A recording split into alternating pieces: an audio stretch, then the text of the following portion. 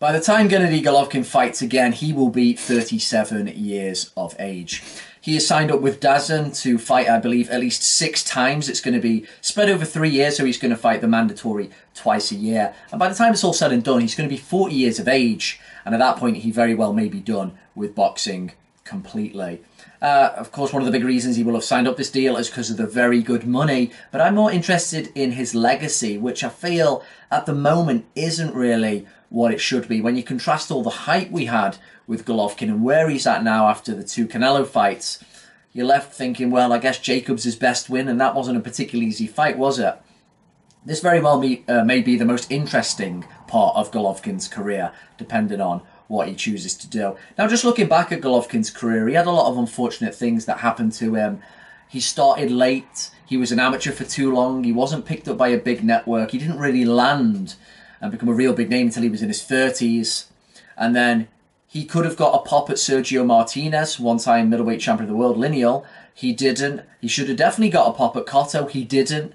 Alvarez beats Cotto, and then Alvarez makes Golovkin wait for 2 years. So he had a lot of things that happened to him which were unfortunate, you know, working against him, going against his clock, essentially, because he was already probably past it by the first time he fought Canelo. But even still, regardless of what anyone thinks about the decisions, I think at the same time, to play devil's advocate, those fights kind of showed that Golovkin perhaps wasn't all we were thinking. He's not a haggler, he's not a Monzon, both guys of which would have battered Cinnamon around the ring and punished him and got him out of there as well.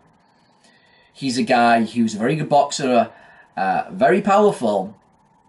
But if, say, for instance, we take that first fight, which a lot of people think he won at least 8-4, it still wasn't a great performance. He constantly missed the straight right hand as Alvarez turned on the ropes. You know, there were clear limitations there for a top flight fighter. There were things that you looked at and thought, he's a little bit slow there. You know, this isn't the destroyer we expected. A lot of people thought going into that first Canelo fight, he is going to batter him and beat him up over 8 rounds. I thought that may have been the case, but, you know, it's not how it went.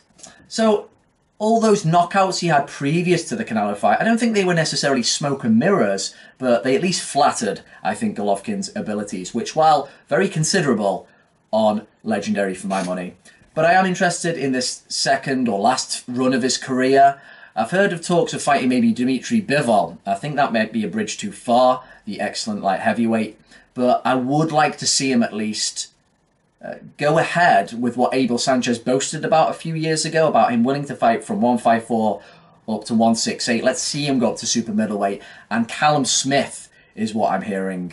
That's the big one I'm hearing, that Abel Sanchez said he's willing to do. That makes all the sense. That would be a really intriguing fight between a big young guy with a lot of power in Callum Smith and an older, really powerful, but much more experienced Golovkin. I'd love to see that one happen. And Smith is just the kind of fighter that Canelo wouldn't want to fight. He wouldn't want to give up that much size against someone like that. So in a way, Golovkin could still get one over Canelo by facing someone like Smith and taking him out. Really interesting fight. It'd be great if that took place in somewhere like Anfield in the UK. That would be great for British boxing.